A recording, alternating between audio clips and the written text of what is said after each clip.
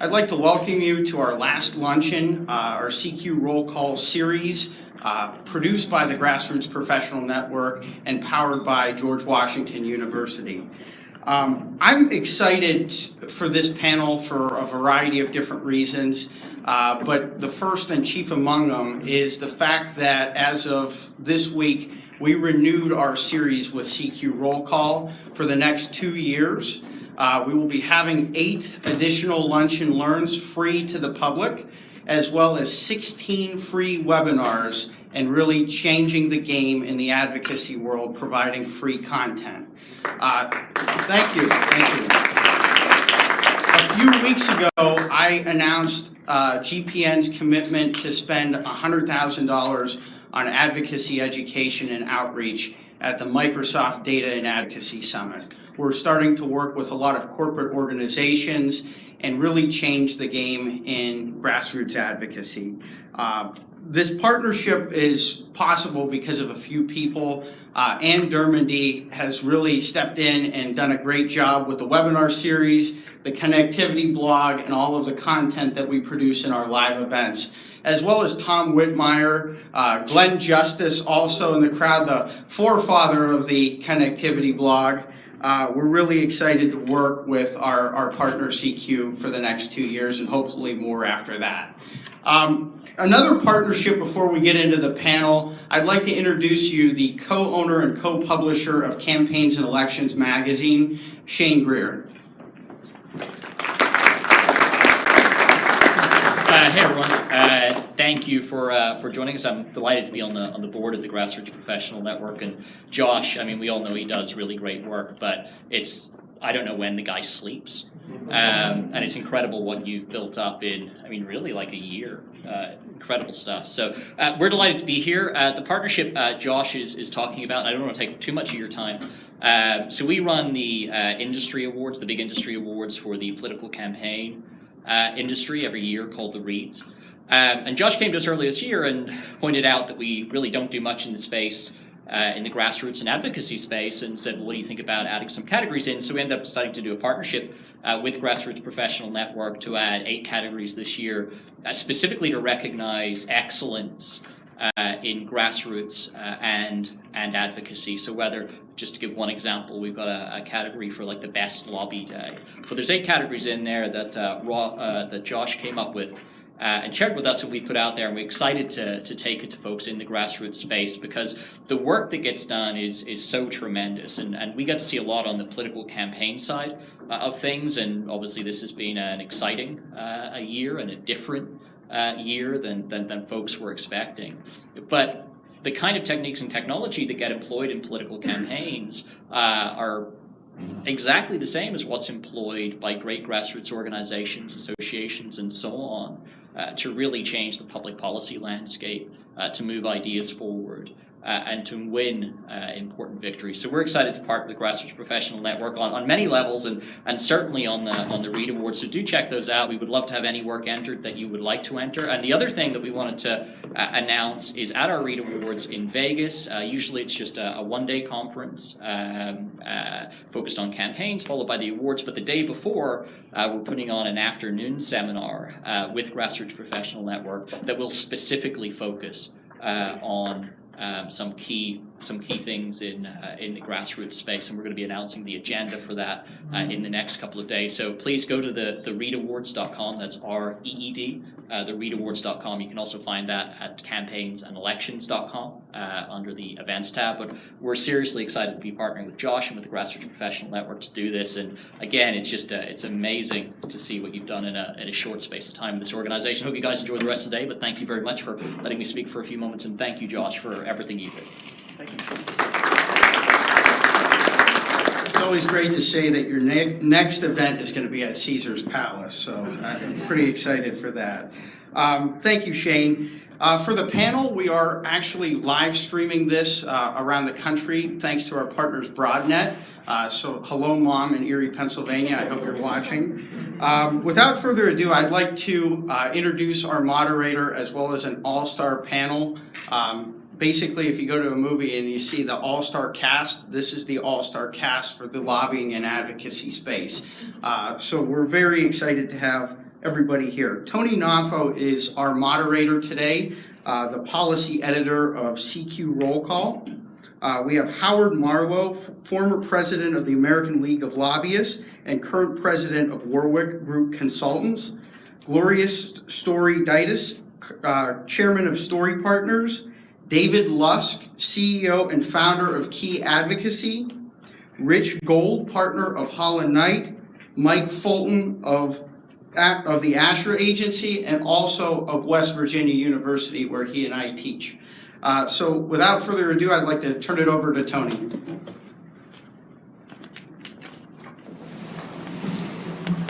Good afternoon.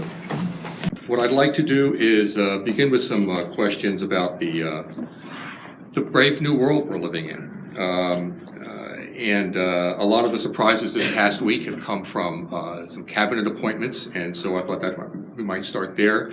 In terms of have there been any big surprises for you guys in the cabinet appointments, and has the process that you've seen taking place for these appointments surprised you in any way? Anybody to start off? For those of you who know me, I'm never one to be shy about these things. My name is Rich Gold. I'm the head of the policy group at Holland and Knight. My sense is this is pretty much what the president-elect said he would do in terms of bringing to bear power from the private sector to sort of reinvent government from his perspective. So nothing all that surprising, maybe occasionally around the edges with, a freshman congressman and Interior and a couple of the other, slots that were a little bit unexpected, but for the most part, you've got, former CEOs and former members of the military and generals in security spots. Pretty expected group. Some of the surprises may be that the folks who were considered who didn't get the job, like Mitt Romney, going as far as he did for Secretary of State. But it's going to be a very different cast of characters if you sort of contrast it with the folks who are holding the jobs now. Going from John Kerry to Rex Tillerson at State is a very different stylistic approach, very different backgrounds. So it will be a significant swing in the pendulum. What I'd like to bring that around to, though, is what does that mean for the folks in this room who are trying to advocate for their cause? Is there anything about this cast that means you have to work, and the cast and the changes to the departments that they'll bring are going to cause you to have to change the way you do your work? I think the fact that he didn't give. Chris Christie doesn't have a cabinet position, Giuliani doesn't have a cabinet position, sort of the regular political sort of actors are not the ones that are really being tapped. And I think that the folks that come from the private sector, like Rex Tillerson, I was very surprised that they got someone of Rex Tillerson's caliber to do this. I've known him for a long time. He's, extremely talented and has enormous political skills to have risen through Exxon like he has and run that organization. I think that when you have these corporate people that are coming out of the private sector, approaching them is going to be much different than if you had a Christie or a Giuliani where you would tap into their quote-unquote political network. You're going to have to be very clear and concise in your message. You're going to have a lot of facts and figures to back you up, and it's not going to be politics as usual. And I think that is, a big message for people that are going to be, conducting grassroots advocacy, because you're going to, it's not going to be a political network that you're going to have to tap into. It's going to have to be, a factual, constituent-based network, and I think that's going to be important. Go ahead. I think a lot of the work that I do is with local governments, and by accident over the years, a lot of that has been along the coast. And for them, it's a sea level rise is a fact. I was talking with a member of Congress last week, a Republican who's very senior, but not in the very top leadership. And he said, well, you're not going to hear sea level rise. You're not going to hear climate change as words that are used. He said, but they're real, and we're still going to be having to deal with that issue. So on the one hand, Mr. Tillerson and ExxonMobil, who have been on the receiving end of a lot of criticism on climate change, and although that has nothing to do, well, it does have something to do with us being Secretary of State, obviously, with our agreements worldwide, but I think the rhetoric may change, but I think that it will be challenging to some groups in the areas that I work in, but in terms of local governments, I think we'll still be dealing with the same members of Congress, because the swamp may be being drained, but the members of Congress who have to be influenced are almost entirely the members who were there last year.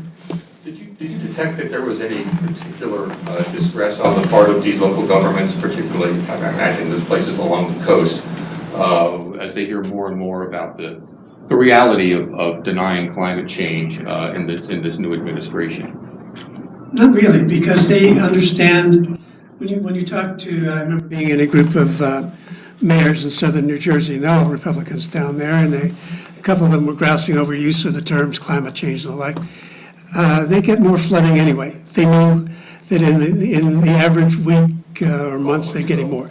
So I think they're dealing with the realities, and to them, Washington hasn't provided a heck of a lot of leadership. And I understand that sounds counterintuitive, but it's really not. More regulations and words are one thing. Leadership and enticements to make some hard decisions are not there. So I don't think they're particularly anxious about what's going on. I think that they view it as it's something that they're still going to have to focus on. They're going to have to be the leaders, and they're not going to get much help from Washington. Certainly, we've learned since the middle of 2015, whenever Trump got started, things have been unconventional, and I think we can expect them to be that. To sort of tie into what Gloria had said, the need to educate a lot of folks who haven't been in policy for a long time is going to be vital. And I think it's not just, facts and figures are definitely going to be crucial. And I think also letting folks understand what is playing out back locally in the cities and towns, what's happening in the Rust Belt. And it's now more than ever, I think, a need to have a key contact program in place that goes beyond just regular grassroots folks who are going to continually educate legislators what's happening. And even, I think, what's going to be Trump's traditional coalition in Congress? He doesn't know. There were some folks who spoke out against him. We saw that now he maybe only interviewed Mitt Romney just to ask him to come back and kiss the ring and be a little difficult. There were a few members of Congress who spoke out against him at times. He may have some of the most untraditional coalitions and change them constantly over the next 4 years. So who knows what's going to happen? And I think it's important to have as broad a net of relationships as you can. You mentioned the importance of educating these new policymakers and bringing facts and figures. We know that the president-elect is not necessarily a big fan of facts and figures, but his policymakers will likely be different. And I think that I imagine is an important thing to remember as you're doing your work. Now, you mentioned that his coalition in Congress. How do you think that his relationship with the Republican leaders in Congress will take shape? I know he called Paul Ryan compared him to a fine wine today, so I'm not sure exactly what that means, but it sounds good. Are we saying, do you think that he's going to be able to create a coalition if he's able to work through these, or can he work first through these questions about the Russians and the CIA reports? Mitch McConnell already said he's not seeing things exactly the same way, and Congress is determined to investigate. Is he going to be able to get past that and then eventually create a coalition? I think it's going to vary from issue to issue. And I think that will be sort of the interesting thing. There'll be the issues that the White House sort of runs as White House issues. You can probably view tax reform that way. And then there'll be the issues we're all dealing with on a daily basis that are more agency-based, and the question will be how much oversight will the agencies be getting on regulatory issues and sort of day-to-day policy issues. And there. I'm thinking about, things that EPA, like the Waters of the United States rule, or the Labor Department rules that have come out of late, like the overtime rule and things like that. Are those the types of things that a Trump White House will engage on? Because for the most part, the Obama White House has sort of left the cabinet secretaries to do their thing and set priorities. Ironically, we've kind of come over the last 4 presidencies from a period in the Clinton administration where the White House seemed to really micromanage things a lot, to a lessening over time through the Bush administration, the Obama administration, and now into Trump over the degree of control. And it does seem as sort of a CEO coming into a CEO job in government that he's going to pick the 5 things he's going to focus on, and those are going to be tax reform, immigration, and some of the key priorities he's referenced again and again in the campaign, and really focus the White House's attention on that, and let the CEOs of the agencies run their agencies beneath that. It'll be interesting to see if that carries through, but that would sort of continue the evolution of management of the executive branch over the last 4 presidencies. And as he starts addressing those regulations that he wants to roll back, I mean, it's looking like on some of them, particularly environment and energy, it might take longer than he hopes. It's not going to take the stroke of a pen. How much time does he have to deliver before he starts to lose his own political coalition, the ones that elected him? I've had this conversation with a lot of people around town over the past couple of weeks, and some of the savviest that I know say you've got about 200 days to make a mark. And, by that time, you are into a new election season. Congress will do what Congress does, but I think if you look at, you've got these new secretaries, new cabinet members, you've got a new DOL secretary, he's clearly going to be looking to make changes. You've got a new EPA secretary who's clearly going to be looking to make changes. So while the White House may not be micromanaging them, they have put people in place who are going to be expected to drive the change, and I think that that's what a lot of the interviews have been about. And in this administration's mind, whether Hillary Clinton won the popular vote or not, this was a change election. And the voters said, we want to see some significant change. And I think they're putting a structure in place to try to drive that change. You mentioned that even if Hillary won the popular vote, her popular vote margin is getting pretty measurable.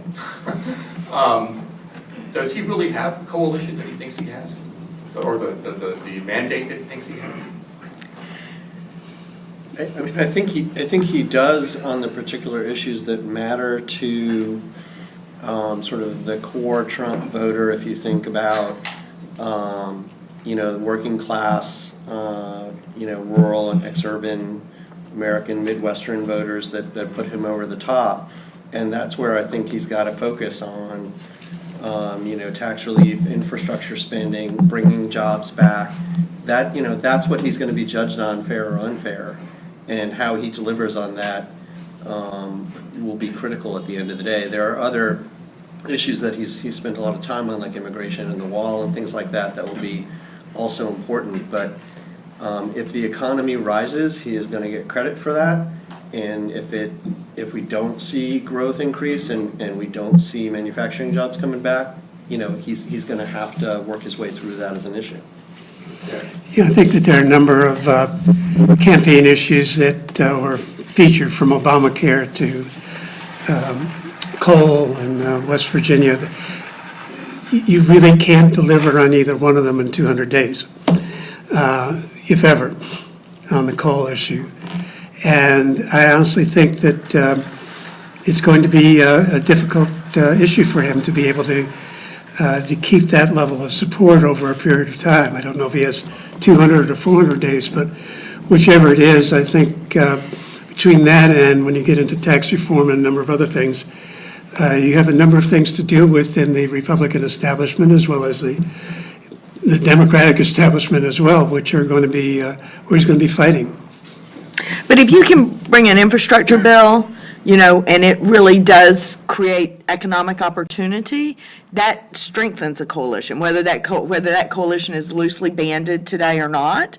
If they put early points on the board, it gives them momentum. And they need some momentum, and they need some early wins. So tax reform, infrastructure, 2 or 3 things up on the board. You may not be able to deal with an Obamacare issue. You might not be able to deal with, a climate change or coal in a short period of time. But there are some early wins that they can put on the board. And every early point that they get up there is going to strengthen that coalition and will carry, that coalition will carry through, the next congressional, and you'll have to see what happens in 2020. And he's been interesting in the way he's gone straight to the people with his large rallies rather than sort of having, it's almost like he's trying to be a rock star filling a stadium or something. The way he tweets in the middle of the night to go directly to things.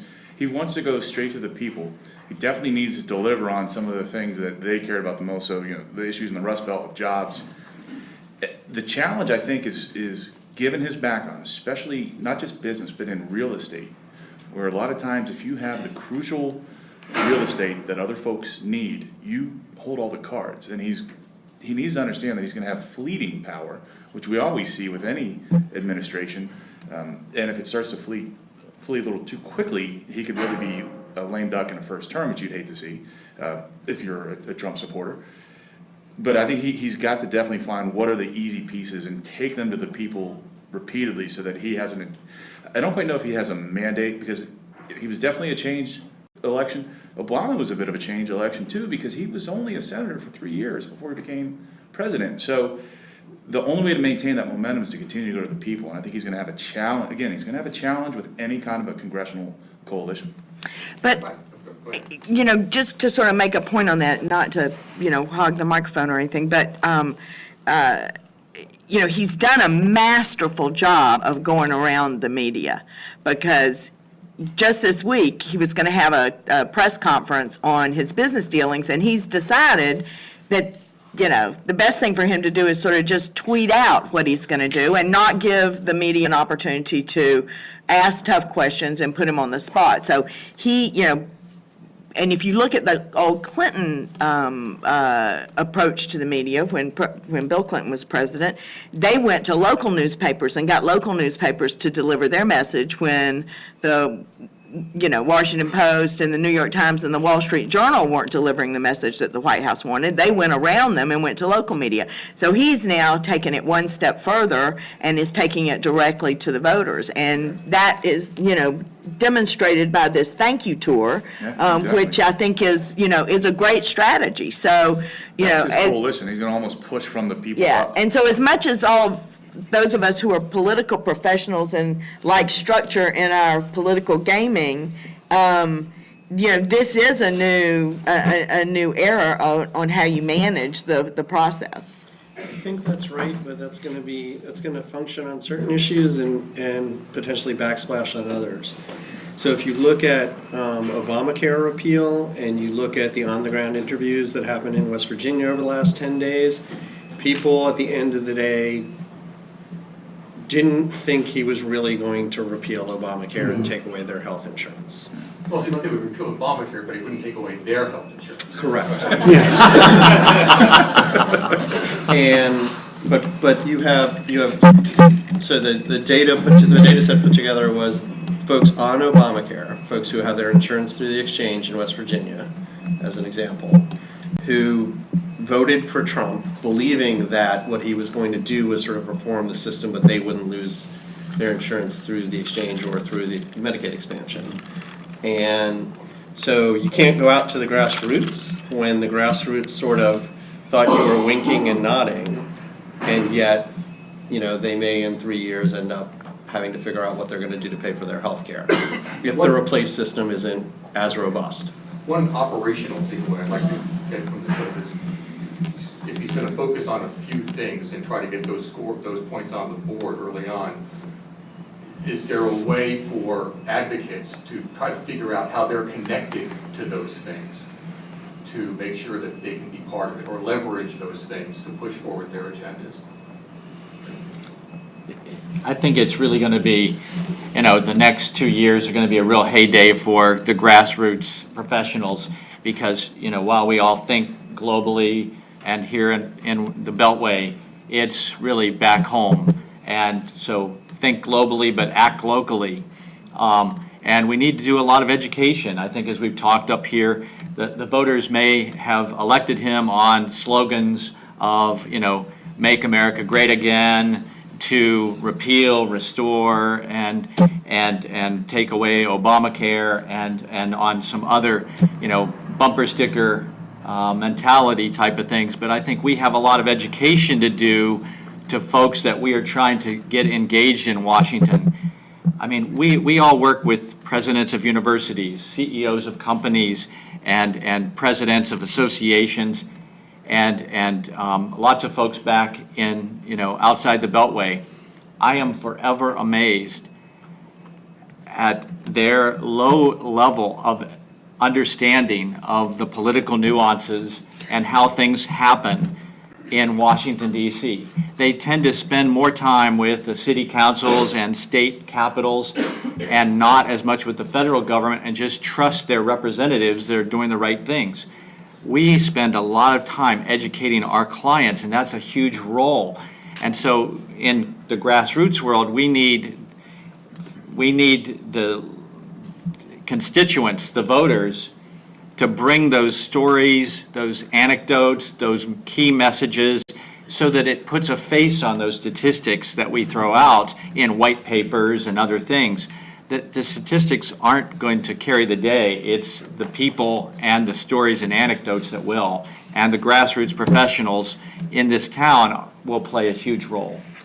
And the tricky thing is that they don't always hear it during the term of a Congress, but they're going to hear it at the ballot box in November, because we've had 6 out of the last 8 elections have been some type of a change election where party control has switched on something.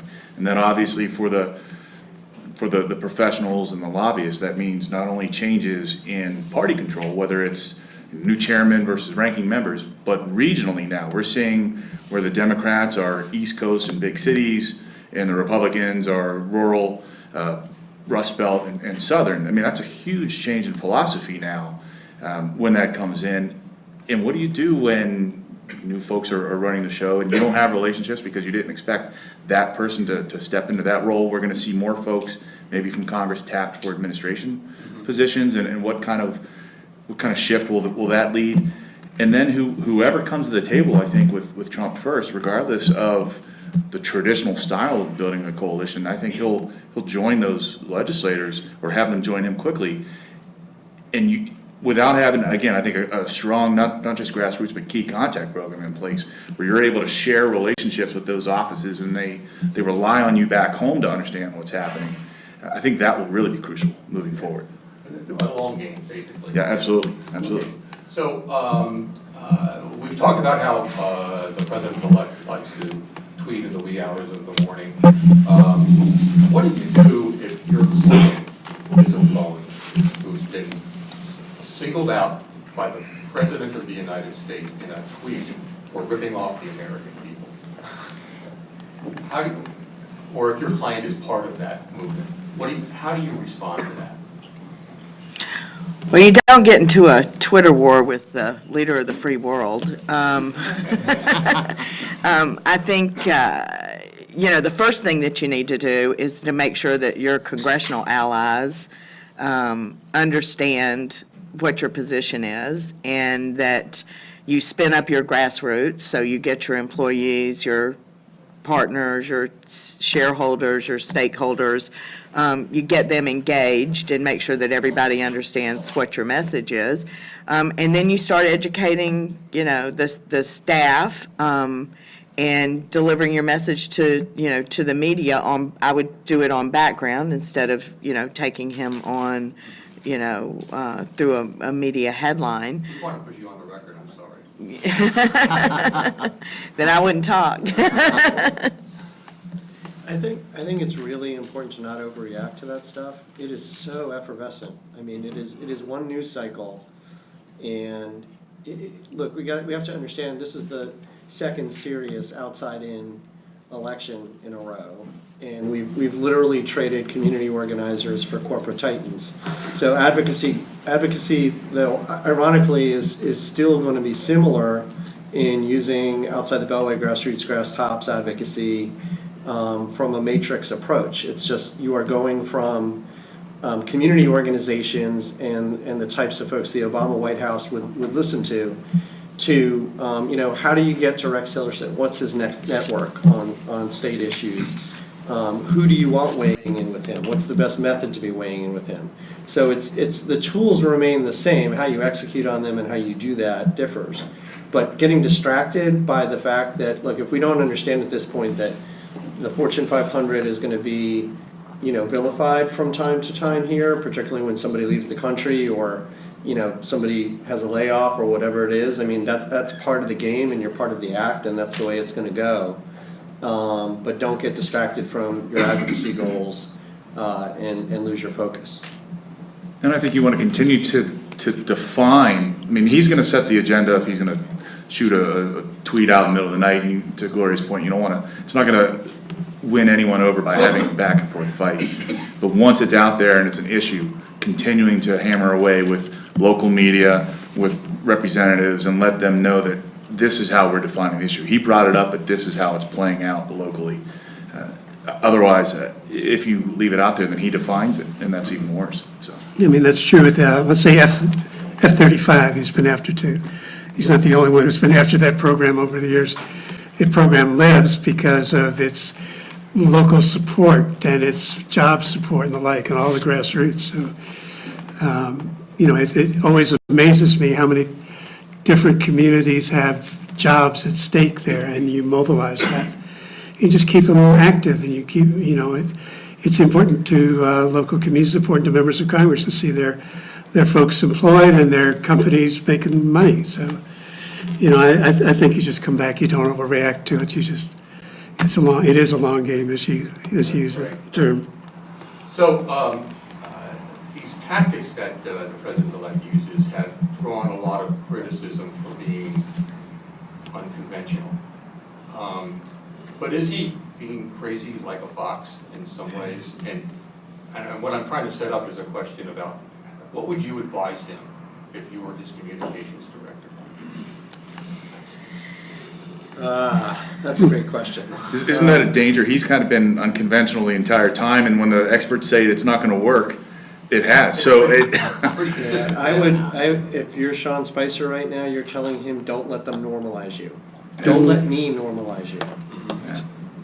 He's gotta stick with what got him there, because that's what people want. And until there's some sign that it's not working or it needs to be amended in some way, there's certainly the weight, and none of us know that weight in this room, but the weight when you are sworn in that day and you kind of realize that everybody's calling you Mr. President, that you carry, that changes you in some way, shape, or form.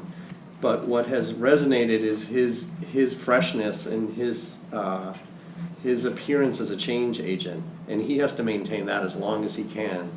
And that house and those gates symbolically kind of fence you in that way. And I think that's why there's a sort of this maintenance of the Trump Tower connection there, so that he doesn't lose that connection to reality and to what got him there. So I think they'll try and maintain that, or he'll try and maintain it, and the family will try and maintain that as long as they possibly can. I think it affects us most in the international area, where things do not exactly operate the way perhaps he would like them to operate, and certainly the way in a way that's conducive to his deal-making approach to doing things, So I don't know that any of us is involved in any activities that are, are affected by that, but I think that it's going to be one that will perhaps put some limits on him a little earlier than he might like. But I think in the domestic area, he's just going to continue as long as he can. The issue is, again, how much that rhetoric and that style continues to propel him forward. And I don't know the answer to that right now. On the international front, would you advise him as his communications director to do the daily briefings? Yeah, I think intelligence is a good idea, you know. And it's facts, and I understand that it's, you know, some of those facts over the years have been questioned, but I would think that's critical. And it's most disturbing to me, just as a citizen, to see that, oh, I don't want to have that daily briefing, we'll let the vice president do that. Well, you know, it's his job, and it's his job to carry the awful weight of whatever comes with that, because as Rich has mentioned, it changes you, the job changes you. You can see that with every president that I've watched. You'll always notice it, you will say it ages them, but it's a change. And if he's going to resist some of the hard facts or at least stay away from them, put them at a distance, I think that he will do us all a disservice and himself a disservice. You know, I'm sorry. I'm reminded of the Reagan administration, which, you know, I see a couple of folks in the room that probably remember a lot about that. But if you remember during the first term, Reagan was, you know, shooting from the hip a little bit, and there was a big movement within the party and people who supported the administration to, quote, let Reagan be Reagan. And I think I agree that, you know, he's got a lot of value in sort of Trump being Trump, and if you think a lot of it's not strategic, I think again, because I do think he is, it is a little bit sort of crazy like a fox. And I think people like Sean Spicer are, you know, they know that they're going to have to manage that. Kellyanne knows she's going to have to manage that. And the people who will be successful in supporting him are going to be those folks who know how to, you know, manage and deal with it and help create the optics, you know, around him so that the administration can be successful. Sorry, I didn't And realize. I agree with Gloria, just to build on that and then hand back, but I would use a different word. I wouldn't use strategic, because I think with him it is very much intuitive, and that those are two different things. And he's got solid intuition, but that's different from putting a strategy in place that has a longer arc. Right. I think he's very much in the moment and making decisions as he goes. And I have two, you know, daughters who are 24 and 25. I tell them every day, you know, the most important thing to be able to do is to be able to make about, you know, 100, 150 really solid decisions every day, and you're not going to, you know, bat 100% there. You know, he's going to have 1,000 decisions to make every day, and having a good gut goes a long way in doing that. I would say that if the president-elect thinks the daily briefing is broken, he needs to find what formula works for him and create that new mold. Good point. He's got 4 years or more, and he needs to have that kind of, you know, that kind of information. He can't just go from the gut on the details. None of us can do that and do our jobs well. We all know that. He's got to find a way to make it work for he and his senior execs in the White House. I'm going to change the question a little bit on the advice you're giving, which is you're not advising Trump. You're advising some other figure who wants to be like Trump, who wants to use Trump's style. Is he singular as somebody? Is that something that some other people could actually pull off? I think we're gonna find that out. We're gonna find that out in 2020. I mean, you know, again, I think these are two, with Obama and Trump, these are two outside in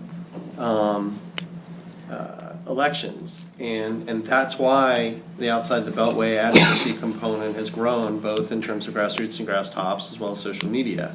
Right. But it has happened because we are operating at a time where not just government, but every major institution in this country, and to some extent globally, from Fortune 500 companies to the church to professional sports, are all being heavily questioned, and their approval ratings in most instances are 40 to 50% of what they were 15 years ago. So this isn't a thing about, you know, government and outsiders. This is disruptive approaches to everything at this point, to every kind of job, to everything we do on a daily basis. And I think that's going, if anybody sees that ebbing in the next couple of years, let me know so I can change my investments. But I think that's basically how things are operating for the time being. Again, to what someone said earlier, the instinct versus strategy and looking at a longer term. He has celebrity that allowed him to be a little different, to be a little brash. And he didn't have to worry about a next election, maybe as governor if it didn't work out in running for the presidency. And I think that's allowed him to have that ability to fall. And who else is really going to be able to do that? I mean, most of the time when you're getting into Congress or you're getting into state government, it was from a local level. It was a slow rise where every decision had to be looked at in the longer term. He hasn't had to do that, but again, if he knows how to supposedly work a few business deals, I'd have to think he likes to have information to make certain that he understands that he's going in the right direction. But I don't see anyone else who could harness that at this point. But No, but it clearly opens up the landscape for new entrants. I mean, you could envision a Mark Cuban. You could envision some other business leaders or some other celebrity leaders that sort of look at a Donald Trump approach and say, I've got my own credibility and I could easily put that into play. There is, the last election did reveal an individual who ran against the grain and won and comes out of business, and that is Governor-elect Justice in West Virginia, the owner of the Greenbrier Hotel and Casino, and, Trump carried the state, the legislature went more GOP. At the same time, Justice won rather handily as governor. He had baggage. He didn't run quite as raucous a campaign, taking a lot of edges and a lot of, taking on a lot of different foes. But he still survived that. It could have been a feature of who he was up against, a state legislator, and when he was a businessman running, saying that he wants to put the state back on a better cycle after coal. We'll see.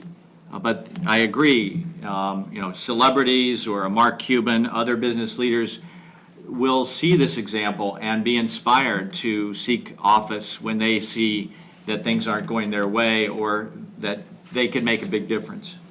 Yeah, I think the other thing on that is just on the Democratic side, because of the few number of governorships and state legislatures the Democrats hold right now, they almost have no choice, right? You have to have a broader palette to be looking at in terms of 2020. Some charisma and Yep.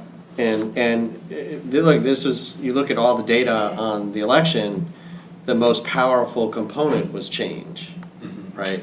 And being an outsider was very important to Trump. So, again, if you're flashing forward as a Democrat, you're not going to be picking up 10 governorships in 2018. You're not going to be recapturing, a whole bunch of state legislatures, even if you're doing reasonably well. So who are you going to look to, and are you just looking to traditional candidates? And we're somewhat seeing that now, right?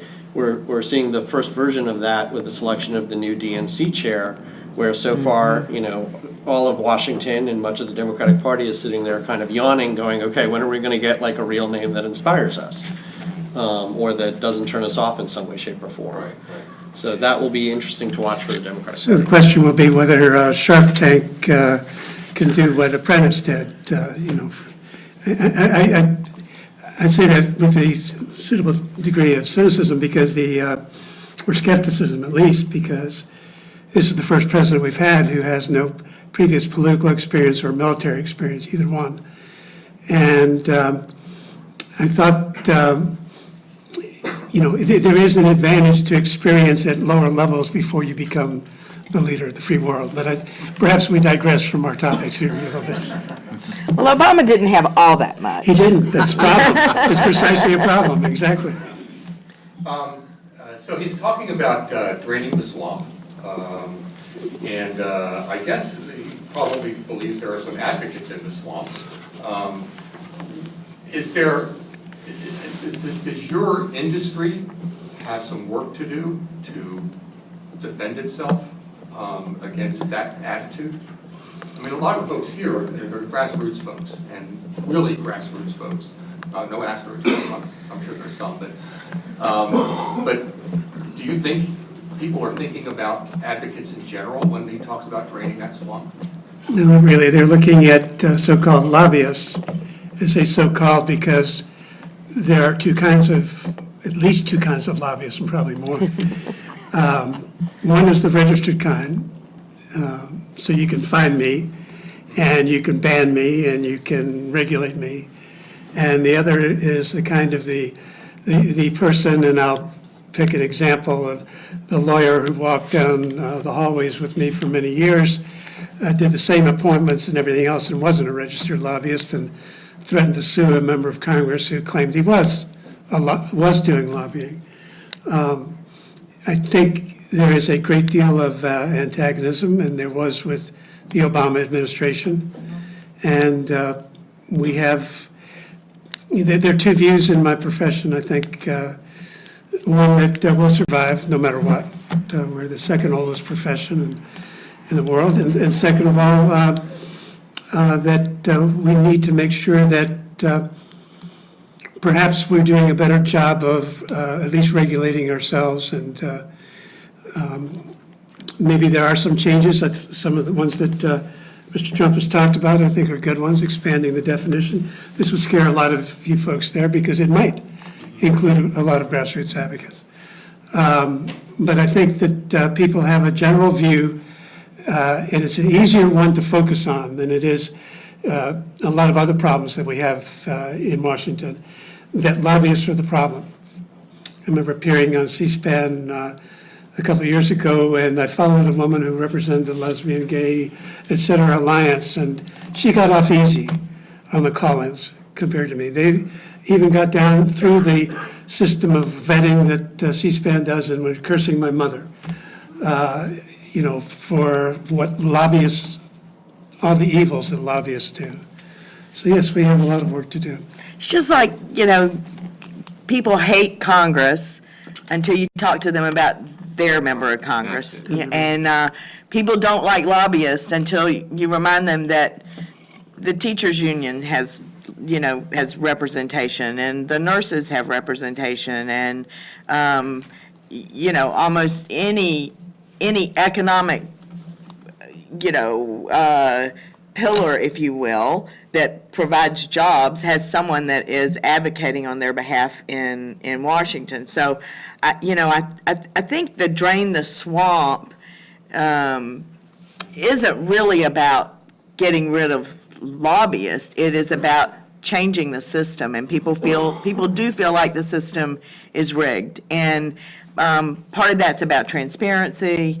Part of it is about, young families, or even older families who don't see that their children are going to have a better life than they had, and that scares them. And when that scares them, they look for change. And if draining the swamp is the term that they want it, that is being used to demonstrate that people want to see change that's really going to have change in their lives and their families' lives, then what the administration has to do and what Congress has to do is try to affect that change in some way where it's really going to matter to people's lives. Trump, let's be honest, Trump talks in allegory and metaphor. Sure.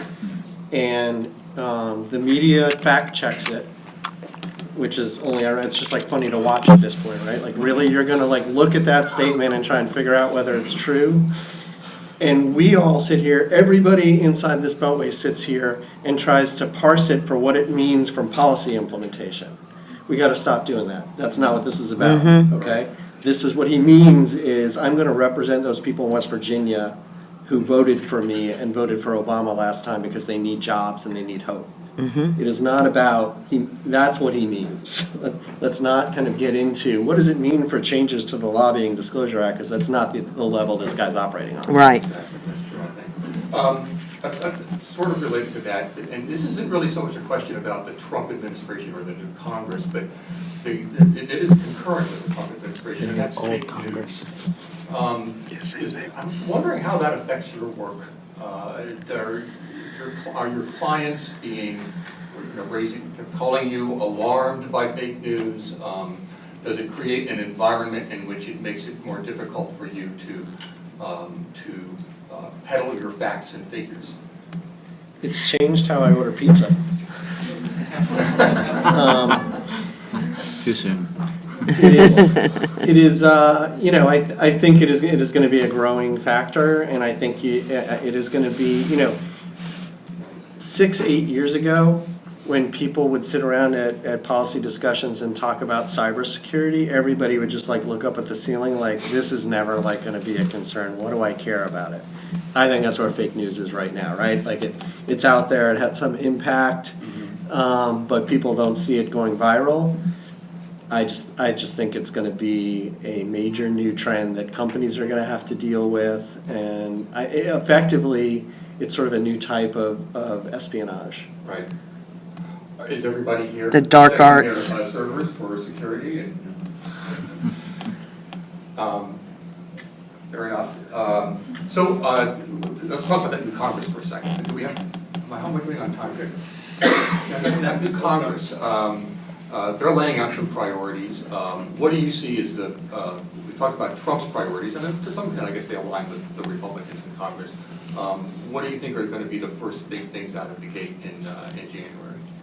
Infrastructure. They're going to be right out of the gate on infrastructure and taxes. But I wonder on infrastructure what it is that fiscally conservative Republicans will do. If they were smart, they would put their money there, because Obama missed the boat on his stimulus. There was very little for infrastructure.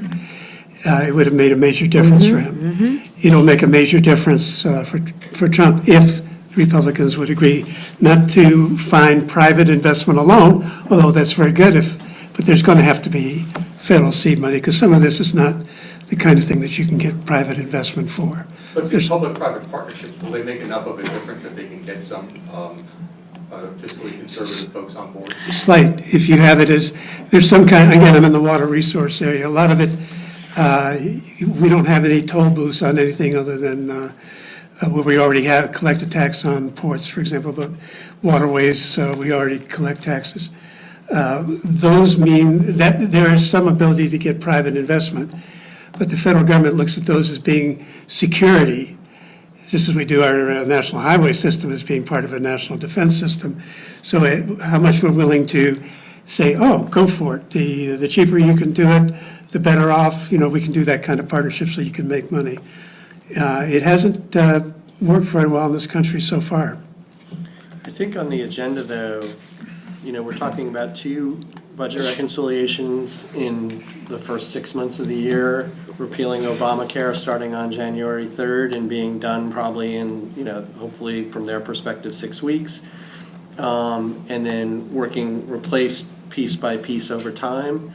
We have to finish up the appropriations process by the end of April in some way, shape, or form, and that likely will include full funding for the southern border wall, which is not a wall, it's a series of fences, but again, allegory and metaphor.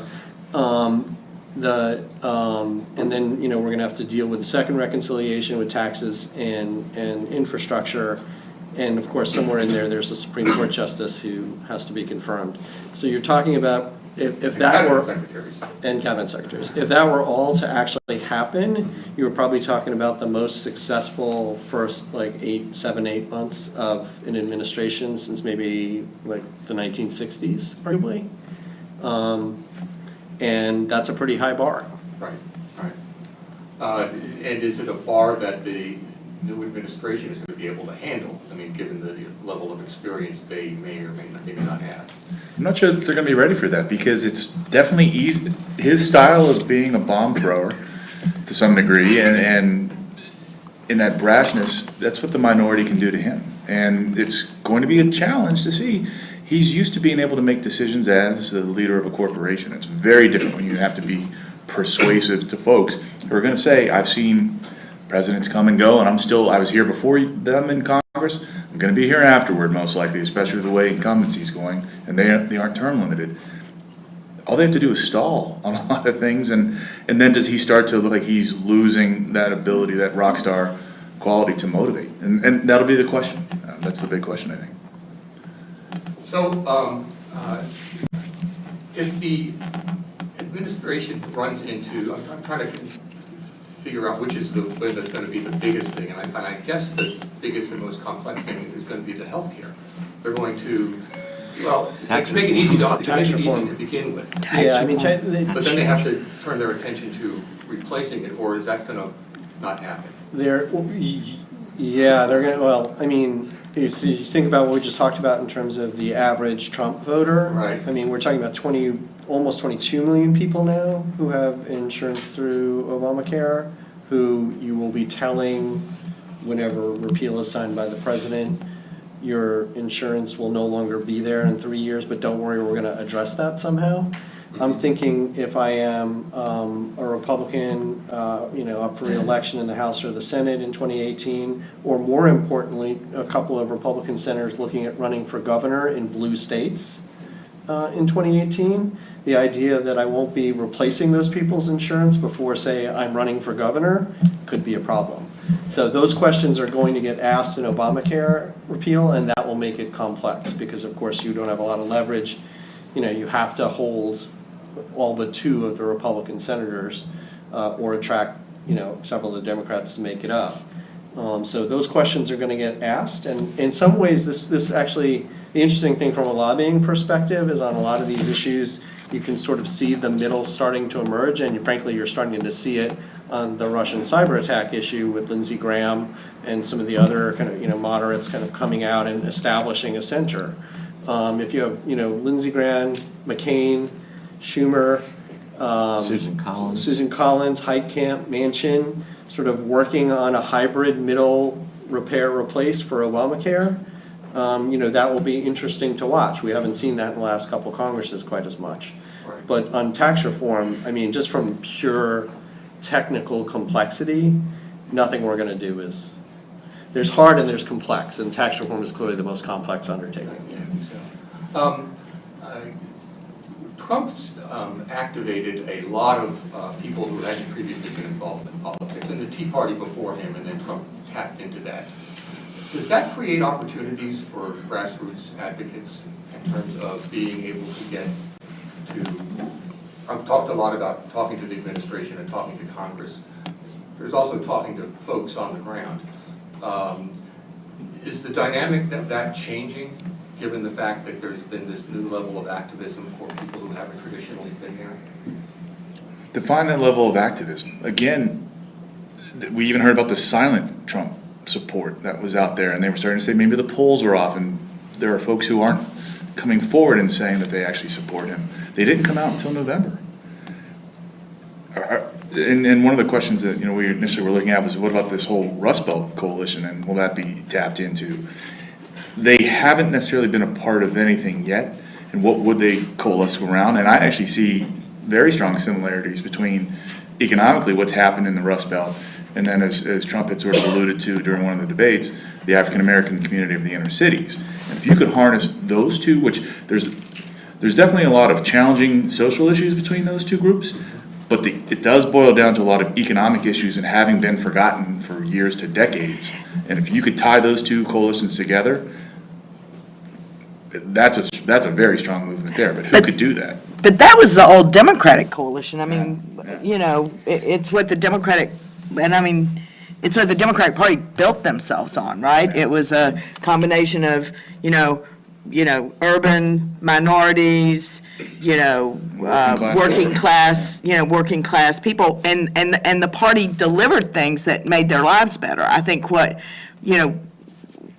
the interesting thing for the Democratic Party today is, what is your message? Because you can talk about the novelty of Trump, et cetera, but there was a failure in message in the campaign. Stronger Together is great, but again, Bill Clinton won because it was the economy stupid, and they were, that was, James Carville put that up on the wall in the war room, and it meant something. They marched every day in the campaign to that, and It was still the economy stupid this year, wasn't it? I would take issue, I don't, the message wasn't perfect, but if you look at the word cloud for Trump and the word cloud for Clinton, the word cloud for Clinton was email and server. So there was no, I'm not sure of any message with what that campaign went through and tried to respond to was going to work. Whereas Trump's word cloud was, wall, infrastructure. It was his Jobs. what he was throwing out there. Economy. Obamacare repeal. So regardless, I guess my point is it's Trump took a lot of flack as well, but still managed to get through sort of what he was for, and people got that intuitively, perhaps because he was the change agent, and that didn't happen for Clinton. I've been reminded that the mainstream media no longer dominate the discussion. Open up this questioning to the floor for about 10 minutes, I think. Anybody? And do they need to go someplace for a microphone or something, or do they just need to shout? Shout it out. Shout it out. Anybody? Advocates, come on. All the way to the back. Yeah, I've got a question about the general election. I'm curious if people are now more awake in this election, or if they're just so disgusted by everything they're tuning out. And if each of you have a sense if there's a group that's being overlooked that you may be surprised by who's really more engaged in the next 2 or 4 years. I think your question was about, has the election awakened people to the possibilities of activism? Yes. Yeah. I had a comment about the last question, and this really hits to it. I think it's going to be a lot easier for the grassroots community to motivate people to work against things as opposed to for things. So I think that's where you're going to see, how much noise can they make. Obviously the Trump administration will release a lot of trial balloons using technology and other means, and then they'll see what firestorm that creates and either pull back, adjust, modify. But I think it will be easier to antagonize Americans and get them to come to Washington, give checks, write their members of Congress, do things back home against things, not for things. Agree. I think particularly with younger people as well. I mean, there are various groups, I think, that will, obviously, women are going to have a variety The of Sanders issues. people who stayed out of the election. Exactly. Yeah. And they're going to realize that there was a price to be paid for sitting on their butts, and they've already been out, right immediately afterwards. And, a couple of people I know who are not involved with politics said, well, why are those people out doing all that clamoring and stuff like that? Well, it's good. It's good, whatever side people are on, when they're starting to speak out, and then if you can organize that and funnel it, I think it will help our system. I think for the financial sector, there's some question about what Trump's language of economic populism really means. And I throw this to you as a question. How do you see that message evolving as his administration kind of coalesces? The evolution of the financial sector message? Do you mean it as in sort of Dodd-Frank space or in jobs? Goldman Sachs or- Because obviously we're seeing that evolution evolve in appointments. I think it'll be sort of interesting to watch. Again, he's going to be judged at 100-day point, 200-day point on reality on the ground, on economic growth, job production, and particularly job production in quote-unquote left-behind areas, both geographically and population-wise. Mm-hmm. And everything else, he's going to, basically going to pass on if that's happening. And if that's not happening, I mean, this is not, right, I think we can all agree, this is not a president who can afford, an 18-month recession in his first term, because the expectations are diametrically opposed to that. And the messaging is opposed to that. So, you know, he is really gonna rise and fall with the economy, and people will, you know, pick on 1,000 issues if the economy's not doing well, and those 1,000 issues will be irrelevant if he's delivering. I think the delivering is down to the same 4 letters, jobs. I think he would have a pass on a lot of things if folks are going to work who haven't been. Who haven't been working, because, Yeah. you know, we're adding jobs, and the economy is improving. It is not going to get back likely to the, I'll call it post-war through 1980s kind of economy before the things, you know, the bubble burst. But how he gets judged is going to be interesting. And I think with the financial community, that's going to be an interesting tussle back and forth. But he's showing already that he's not going to tear the wall down on terms of that particular establishment. Do we have time for one more before we go to the, okay, good. Oh, thank you. Mike and Gloria, it's great seeing you both. I have thoroughly enjoyed the conversation around how these things are going to shake out, and I would like to dovetail on some of the things that you've already pointed out in your opinion. In terms of some of the activism that we here in Washington know is going to take place, for example, on the issues of infrastructure, tax reform, and repealing Obamacare. As you know, when putting together any kind of bill, especially with the healthcare piece, all of the interested groups are going to start to organize and form, you know, coalitions, either for or against sections of the bill, as well as the infrastructure piece of the tax. So, given that Mr. Trump has this, you know, persona, and how he appears to the world is important to him, and once those factions start to come out to you know, defend their turf, how do you all think this is going to literally play out on our big stage here in Washington?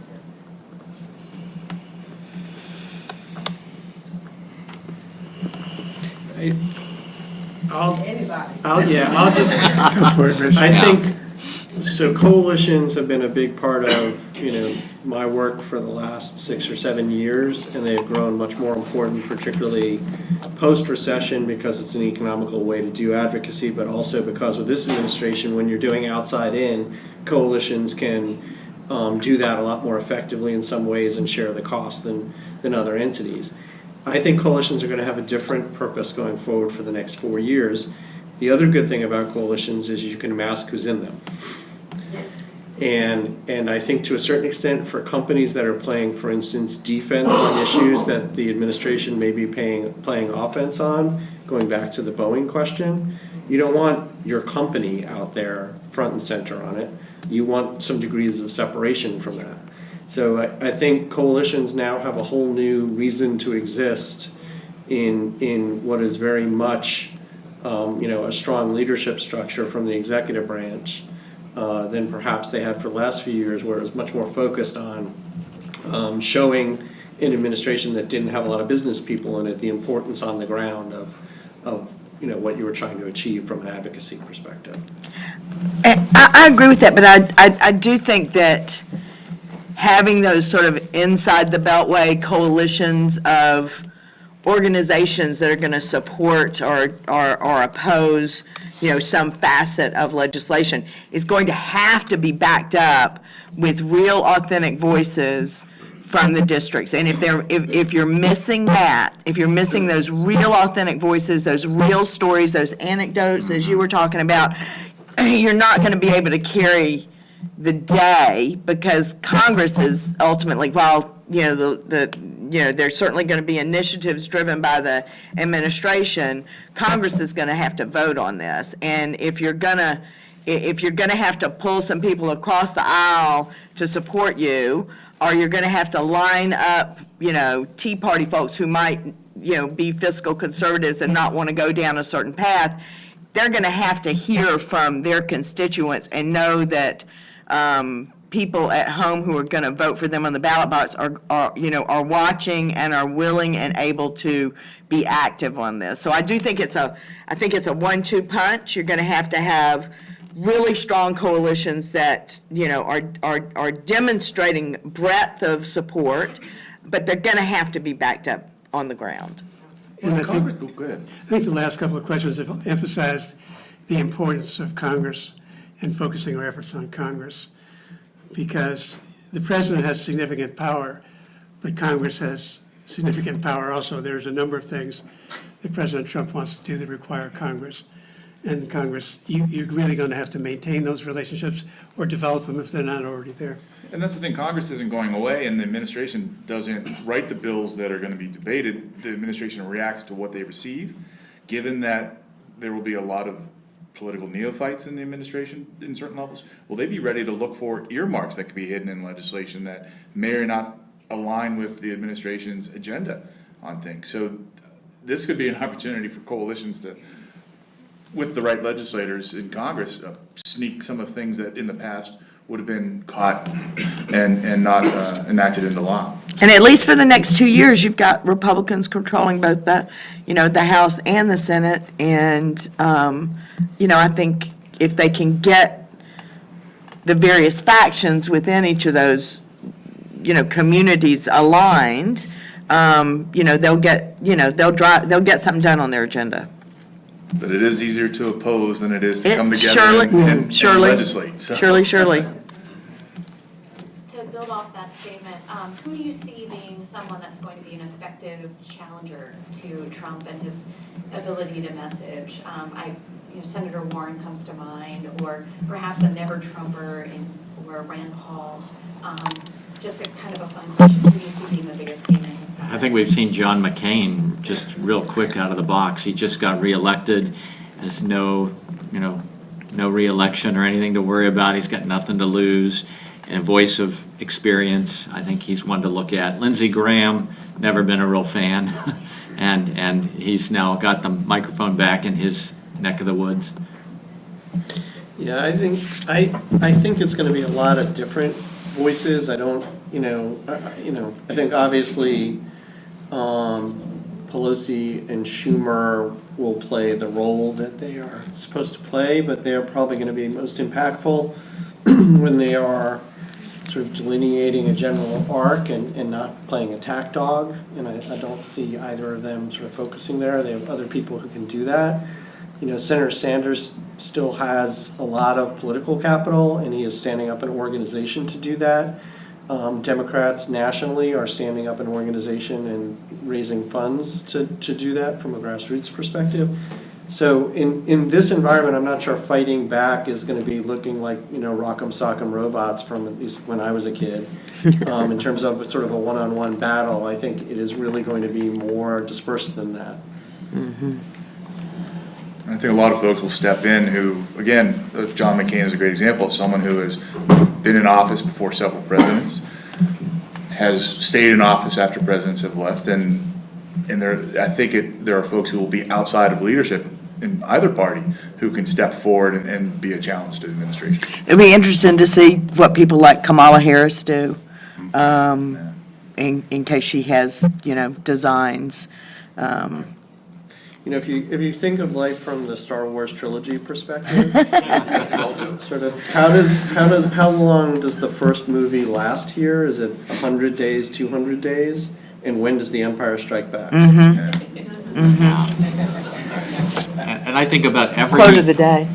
about every new Congress, it should be emphasized that don't ignore the freshmen in the Senate or the House, because you may think that they're the lowest ones on the list on the subcommittees and the full committees, but they still carry a lot of clout, and some of them are very experienced. When you look at like a Tammy Duckworth and her sacrifice for the country, and then you look at somebody as experienced as Chris Van Hollen, and they just don't ignore the freshman members. We've got time for one more. Over here. Yeah, I have a question. You mentioned the momentum that Bernie Sanders had built up during the campaign, and I was at an event earlier today where Jeff Weaver was talking about our revolution and the grassroots there, and I'm curious about how well you think that he's going to be able to translate that base into people that are going to then write to their legislators, going to be able to get things done in Washington to push their agenda or to push back against the Trump agenda.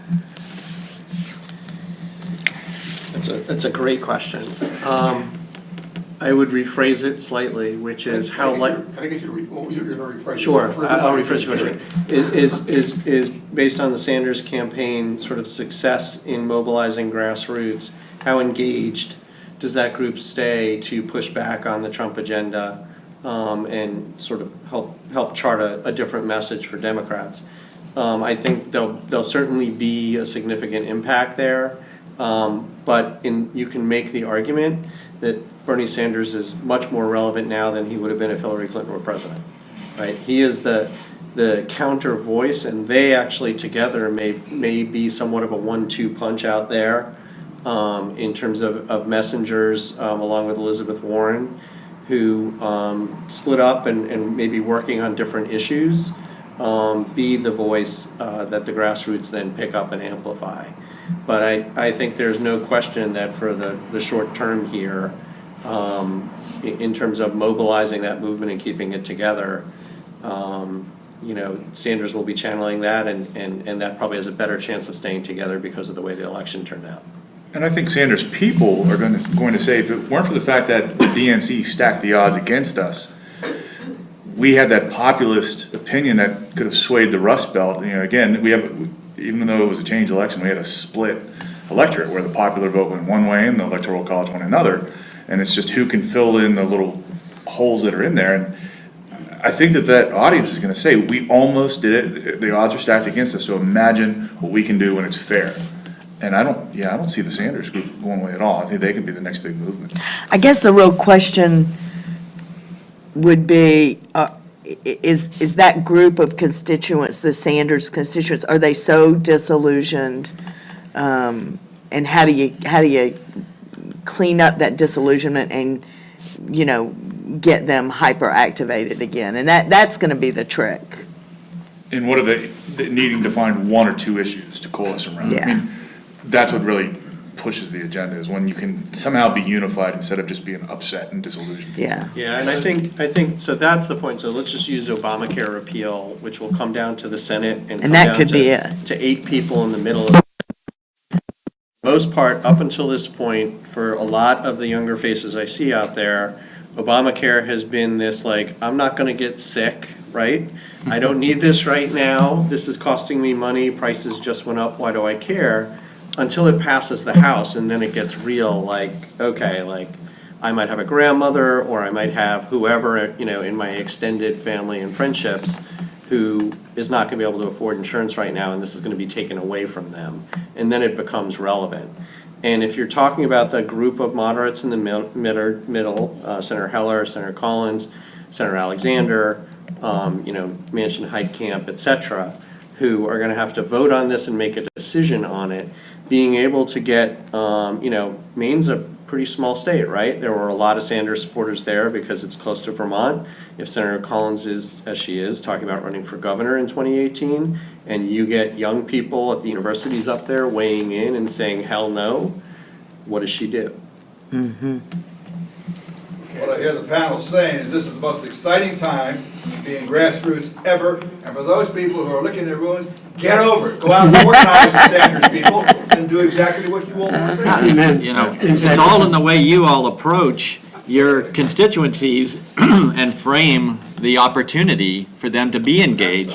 Because if they're not approached the right way, they're not going to get involved. Couldn't be a better time. Education and activization. Okay, so I think we're gonna have some final. Just wrap everything up. Everybody has, we can just go down from left to right here and if you have any final comments, things that we haven't tapped.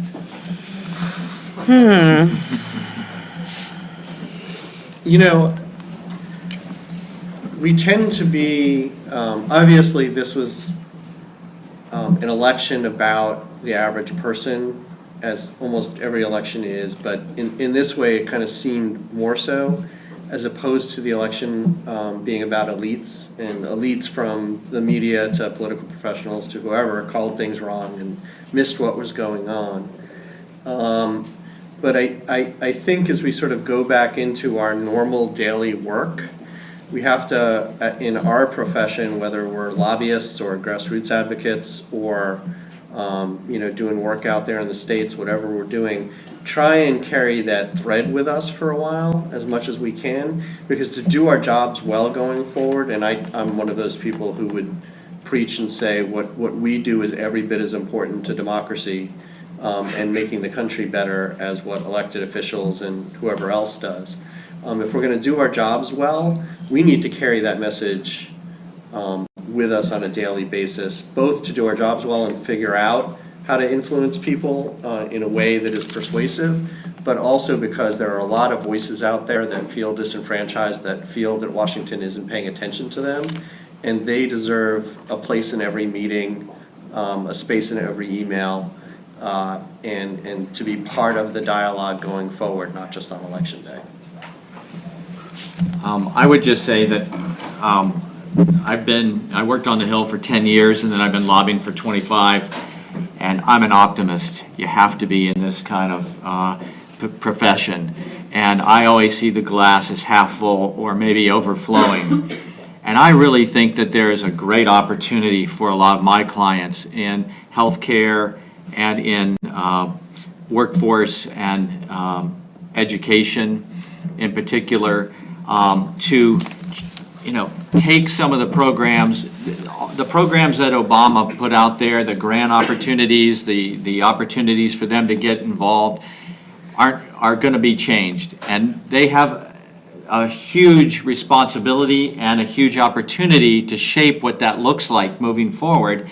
And so I've actually got a client in town all day tomorrow. I mean, we've hit the ground running already with our members of Congress back home and here in Washington, because now is the time for Americans and for our clients to get more involved, not less involved. So that would be my message for the group. I came out of small southern town I've got a small southern town background, and I think what I've learned from this election is I've gotten very inside the bubble and, was listening to what was coming out of, major media. And I think what I've learned is, and I think what I'm going to try to hold on to for the next 4 or 5 years is really getting the insight of where the real voters are, what the real voters are thinking about at home. So I think I'm going to look very closely at a lot of message research. I'm going to encourage my clients not to, sit inside the Beltway and come up with strategies, but to, go out into states and congressional districts that matter, and get a real sense and feel in touch for, what messages are going to work and how best to get people involved. And I think that's the message that I brought back, because I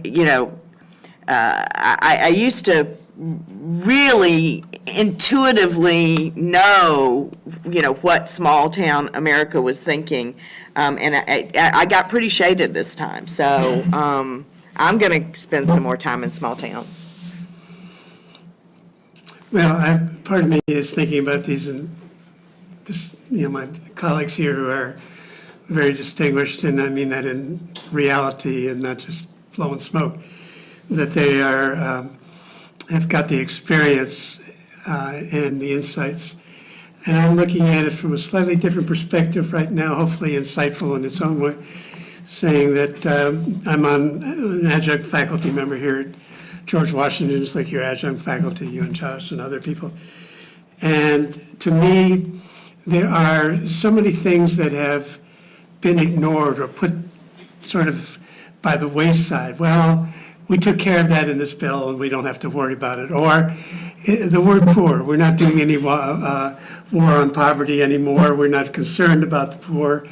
But at the same time, those who are in middle class and upper middle class have their own levels of anxiety about things. So to me, the opportunities to get messages heard and the importance of getting those messages heard and getting people involved in the system, more people involved. So we don't have the kind of hate that came out so much in this past election, that can be turned around into something that is more constructive than what we heard. I think is an opportunity that we in the profession, the advocacy, whether it be Washington Advocacy or Grassroots, we really have that opportunity and I think a bit of responsibility to make sure that that happens. And I think there's opportunity is probably one of the best words that are out there. We've seen a desire to step away from a centralized structure, whether it's listening to the DC insiders, the media, all the folks who missed what was really going on. We're getting away from a microphone, we're gonna step into a choir. You don't need a mic a choir, right, because you've got all different types of voices. They've gotta be on the same message. It's important that you bring everyone together, but when, think of how a choir is structured with altos, sopranos, tenors, baritones, you don't need to mic them and they can be heard very easily. There's a desire to not have everything be centralized. The media missed what is going on in my hometown. This is really what's happening. And if you can channel that, get the larger grassroots within your key contacts in each district around a singular message though. Because if everyone in this room screamed their name as loud as they can, you can't understand what the heck is being said. But if everyone at half that volume whispered the exact same thing, we could understand what's going on. So while there's opportunity, but you need to coalesce around defined specific messages or issues. Well, thank you very much. I think you've had a great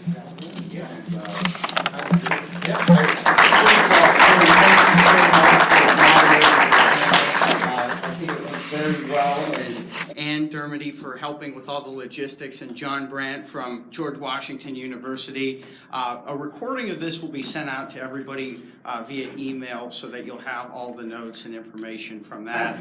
Thanks to our partner Broadnet. I'd also like to thank the panelists, Rich, Mike, Gloria, Howard, and David for their valuable insights. We'll be back next year with a full slate of programming, multiple different locations. We're going to the States. We're going to hear from the real grassroots folks out in places like Dallas, Los Angeles, Philadelphia, Chicago, Las Vegas, and I'm forgetting one other city. New Orleans. So